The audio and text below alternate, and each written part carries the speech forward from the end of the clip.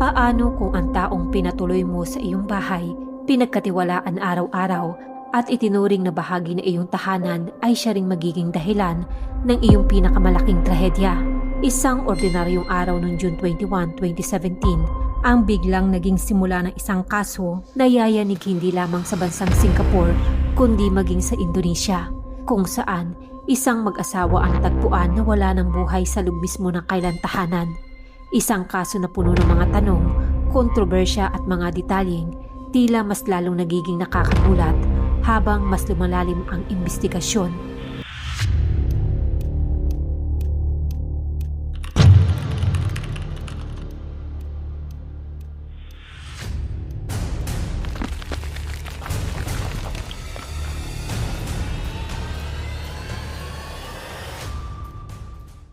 Bago natin maintindihan kung paano nangyari ang krimeng ito, kailangan muna nating kilalanin ang dalawang taong nawala ng buhay nung araw na iyon. Sina Xiang Yinfeng at Chen Shengfa ay hindi mga kilalang personalidad o mayayamang negosyanteng madalas makita sa balita. Para sa kailang mga kapitbahay, kaibigan at pamilya, isa lamang silang ordinaryong mag-asawang namuhay ng simple at tahimik sa loob ng maraming taon. Ngunit sa kanilang mga mahal sa buhay, sila ang sentro ng pamilya at mga taong palaging handang tumulong sa iba. Mahigit 30 taon nang nakatira ang mag-asawa sa kanilang apartment sa Block 717 sa Bidok Reservoir Road. Sa loob ng mahabang panahong iyon, naging bahagi na nga sila ng komunidad. Kilala sila ng mga kapitbahay at marami ang nakasanayan nang makita silang magkasamang lumalabas o naglalakad sa paligid ng kanilang lugar.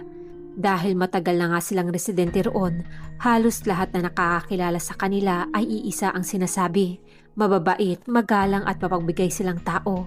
Bago nga magretiro, naging matagumpay sa negosyo sina Xia at Jin. Ayon sa mga ulat, nagpatakbo sila ng isang department store at kalaunan ay nagmay-ari rin ng mga tindahan ng sapatos at mga produktong pampaganda. Sa paglipas ng mga taon, nakapag-ipon sila ng sapat upang mabigyan ng komportabling buhay ang kailang pamilya. Hindi man sila itinuturing na sobrang yaman, masasabi namang naging bunga ng kailang sipag at tiyaga ang kailang maayos na pamumuhay. May 5 silang anak, 3 babae at 2 lalaki. Pawang matatanda na ang kailang mga anak nung mangyari ang krimen. Ngunit nananatiling malapit ang pamilya sa isa't isa. Isa sa kailang mga anak na lalaki ang nakatira pa rin kasama nila sa apartment. Para nga sa marami, larawan sila ng isang pamilyang matatag na nalampasan ang maraming pagsubok sa buhay. Habang tumatanda ang mag-asawa, lalo pang tumibay ang kailang pagsasama.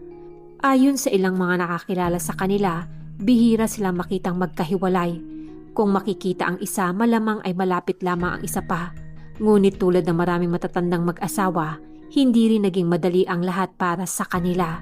Sa mga huling taon ng kailang buhay, nakaranas nga siya ng stroke na nagdulot ng malaking pagbabago sa kanilang pang-araw-araw na buhay. Dahil dito, kinailangan niyang gumamit ng wheelchair. Sa kabila ng kanyang kalagayan, patuloy pa rin naman naging aktibo si Xia. At sa lahat nga ng panahong iyon, nanatiling nasa kanyang tabi ang kanyang asawa. Sa halip nga na iwanan siya sa gitna ng kahirapan, lalo pa naging maalaga si Chen. May isa pang ang detalyeng madalas banggitin ng mga kapitbahay tungkol sa mag-asawa. Ayon sa kanila, si Chen ay isang tahimik at magalang na babae na palaging bumabati sa mga taong nakakasalubong niya. Hindi siya kilala bilang palaaway o masungit.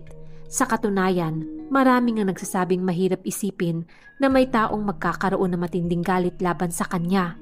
Bago pa man nga magkasakit siya, mayroon pa silang isang nakasanayang gawain bilang mag-asawa. Ayon sa mga ulat, madalas silang maghatid ng pagkain sa isa nilang anak tuwing gabi. Isa nga itong simpleng gawain, ngunit nagpapakita kung gaano sila kalapit sa kanilang pamilya. Kahit matanda na sila, patuloy pa rin nga nilang ipinapakita ang kanilang pagmamahal sa pamamagitan ng maliliit na bagay. Dahil sa edad ng mag-asawa at sa kalagayan ni Xia, kailangan nga nila ng taong tutulong sa mga gawaing bahay at mag-aasikaso sa ilan nilang mga pangangailangan. Tulad ng maraming pamilya nga sa Singapore, kumuha sila ng kasambahay upang makatulong sa pang-araw-araw na buhay. Noong May 2017, tuluyang pumasok sa buhay nila ang isang kasambahay na nagngangalang si Kazana. Magmula nga nang dumating siya, madalas siyang isama ng kanyang mga amo sa kailang mga lakad. Hindi nga nila ito tinatrato bilang isang estranghero na bastang nagtatrabaho lamang sa kailang bahay. Para sa kanila, isa siyang taong bahagi na rin ng kailang pang-araw-araw na pamumuhay. Pero walang nag-akala na isa palang madilim na trahedya ang naghihintay sa mabait na mag-asawa. Nung pagsapit ng hapon noong June 21, 2017, nagsimula ng mabahala ang pamilya ni Nasha at Chen. Karaniwang nga sa mag-asawa ang sumasagot sa mga tawag ng kailang mga anak, kaya nang hindi nga sila makontak sa loob ng ilang oras na mga ito, agad na nakaramdam ng pag-aalala ang kailang pamilya. Sa una, inisip naman nila na nagpapahinga lamang ang matandang mag-asawa o kaya naman ay may ginagawa lamang ito sa loob ng kailang bahay. Ngunit habang lumilipas ang oras at wala pa ring sumasagot, lalo lamang lumakas ang kailang kutob na may hindi tamang nangyayari. Bandang 3:39 ng hapon, dumating ang isang manugang na mag-asawa sa kailang apartment upang personal na tingnan ang kalagayan ng mag-asawa. Pagkabukas pa lamang niya ng pinto, kapansin-pansin na agad na may kakaiba sa loob ng bahay. Hindi ito ang maayos at tahimik na tahanang nakasanayan ng pamilya. Habang mas lumalalim nga ang kanyang pagtingin sa loob, unti-unti niyang nakita ang isang eksenang mahirap tanggapin. Natagpuan niya sina Nasha at Chen na nakatali ang kailang mga kamay at paa. Pareho na silang wala ng buhay. Mabilis namang ipinatawag ang pulisya at ang emergency responder.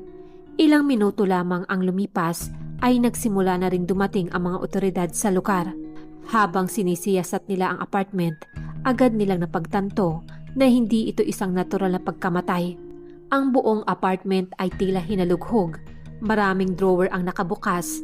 May mga gamit na nakakalat sa iba't ibang bahagi ng bahay. Halatang may taong naghanap ng mahalagang bagay bago umalis. Ngunit habang mas maingat na sinusuri ng mga investigador ang eksena, may isang detalye na agad nilang napansin.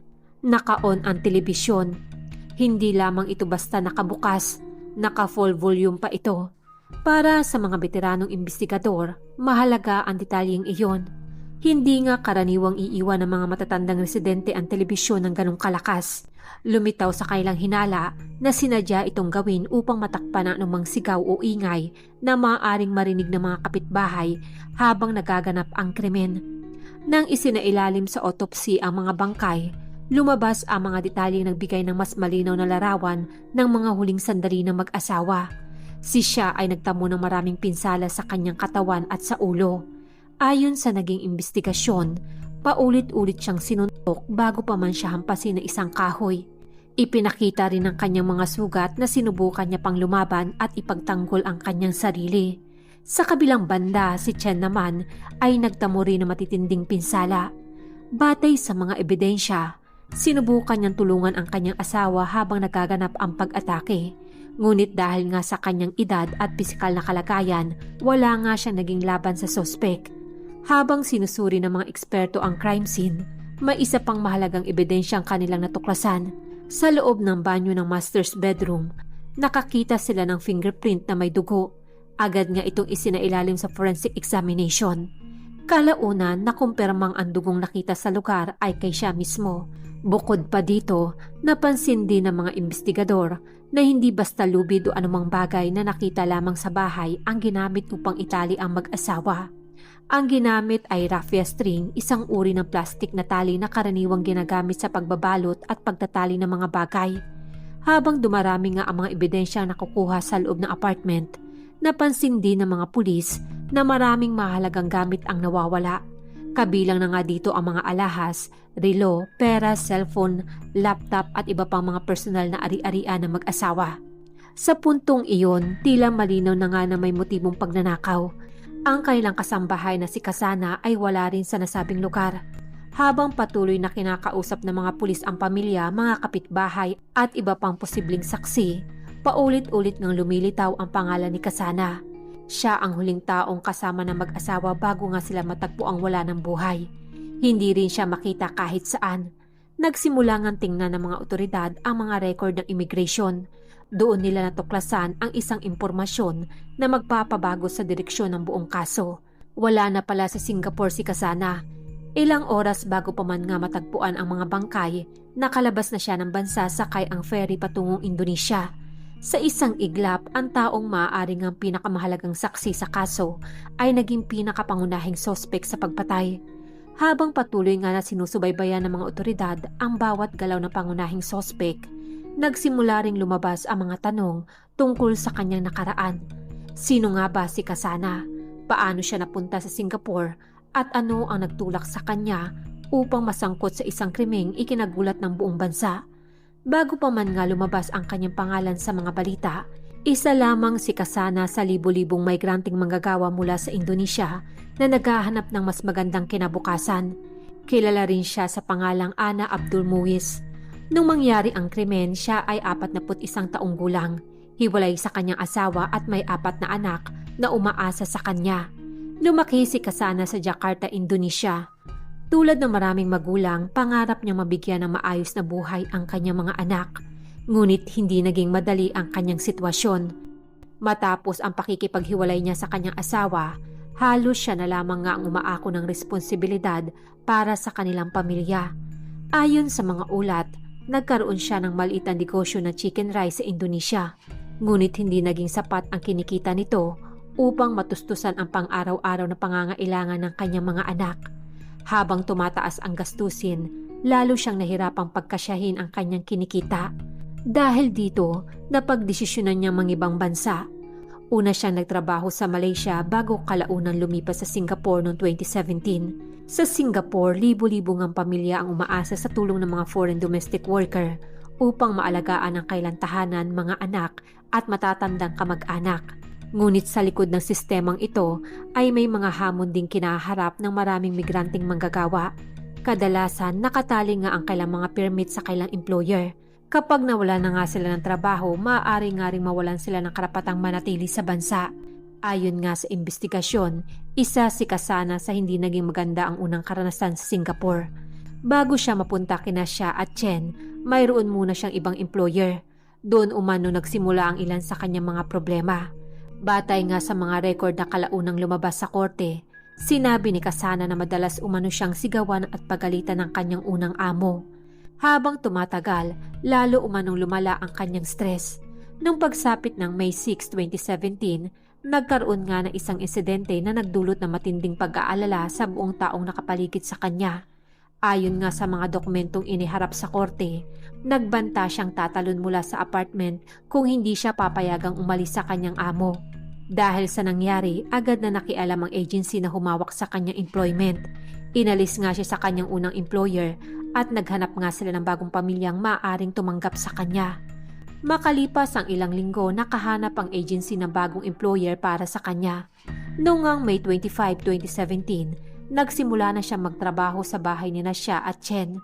Para sa mag-asawa, isa lamang itong normal na desisyon dahil nga sa kailang edad at sa kondisyon ni siya matapos siyang ma-stroke. Kinailangan nga nila ng taong tutulong sa pang-araw-araw na gawain sa kailang bahay. Sa simula, wala namang palatandaan na may malaking problema. Ayon sa mga ulat at testimonya ng pamilya, hindi naman nila tinrato na masama si Kasana. Dahil para nga sa kanila, isa siyang empleyado na dapat tratuhin ng may respeto. Ito rin nga ang dahilan kung bakit nahirapang tanggapin ng pamilya ang mga sumunod na pangyayari. Ang mas nakakagulat pa, halos 27 araw pa lamang nga siya nagtatrabaho para kina siya at Chen nang mangyari ang trahedya. Marami ang nagtaka kung paanong nauwi sa ganitong kalupit na pangyayari ang relasyon ng isang kasambahay at ng kanyang amo sa napakaikling panahon. Sa patuloy nga na pagsisiyasat na pag-alaman na batay sa immigration records, bandang 1:20 ng hapon noong June 21, 2017, nakasakay si Kasana sa isang ferry patungong Batam, Indonesia. Nang mga oras ngang iyon, hindi pa lubusang natutuklasan ng pulisya ang kabuuang krimen. Sa loob lamang nga ng ilang oras matapos ang krimen, nakatawid na siya sa hangganan ng ibang bansa. At habang nagsisimula pa lang nga ang investigasyon sa Singapore, nagsimula na rin nga ang kanyang pagtatangkang magtago sa Indonesia. Pagkarating niya nga sa Batam, hindi siya nagtagal doon. Sa halip, bumiyahe siya patungong Tanjung Jabong Barat sa Jambi Province, Sumatra. Isa itong lugar na malayo sa mata ng media at mas tahimik kumpara sa pangunahing lungsod ng Indonesia. Ngunit sa halip nga na gumamit ng peking pangalan o magtago ng lubusan, gumawa siya ng isang bagay na ikinagulat ng marami.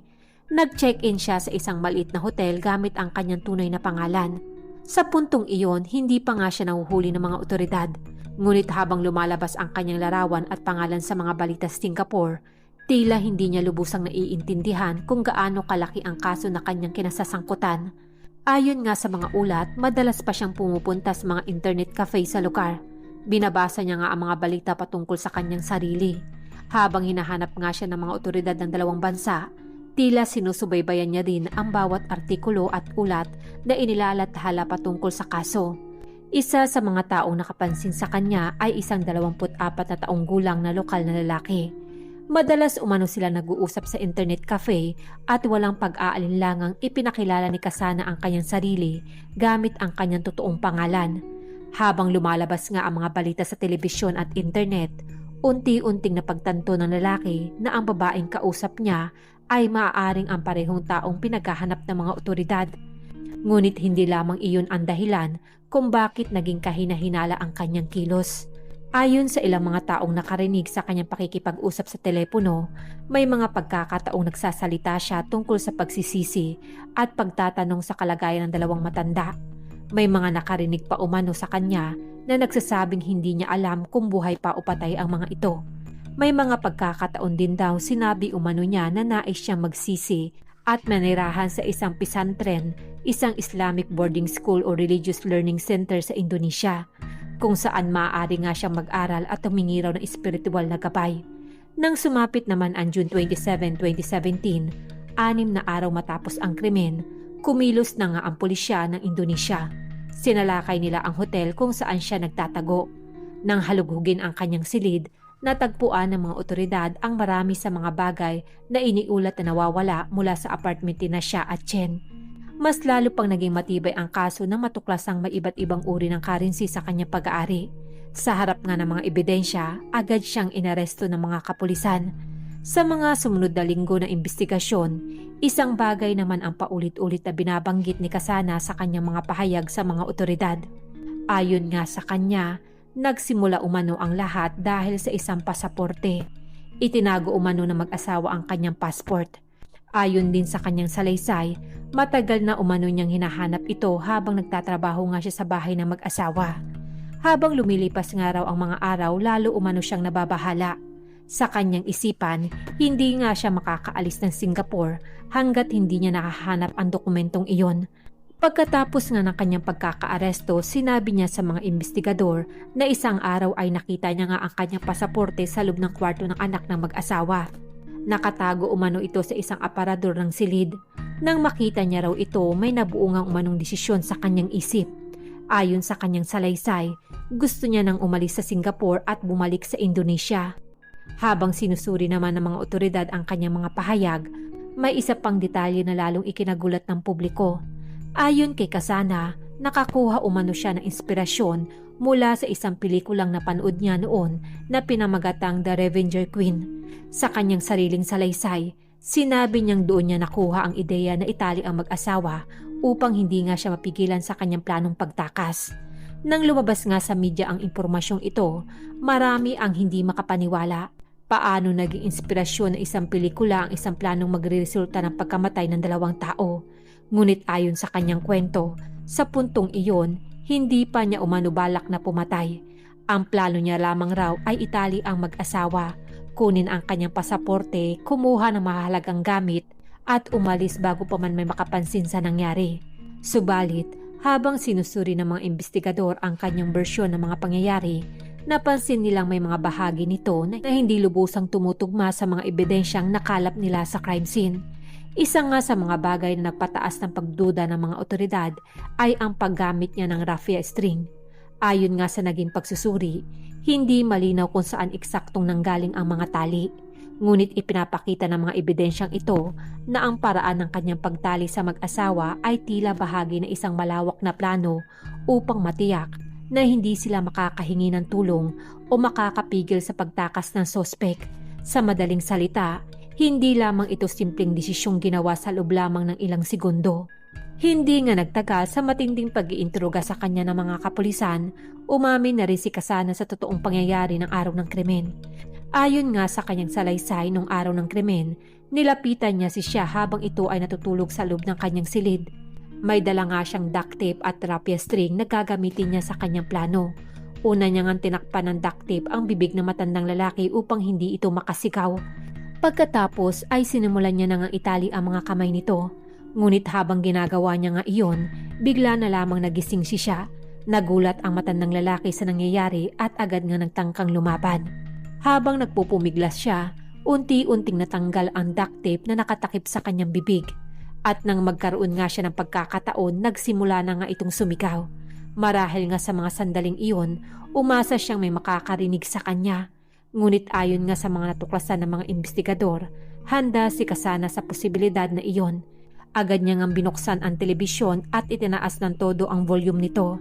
Habang nagpapatuloy nga ang kumprontasyon, lalo pang lumaban si siya. Ayon sa mga ulat ng korte, sinimulan siyang suntukin ni Kasana ng paulit-ulit sa kanyang mukha upang mapigilan ang kanyang panglalaban. Ngunit kahit matapos nga ang mga suntok, hindi pa rin tuluyang tumigil ang matanda.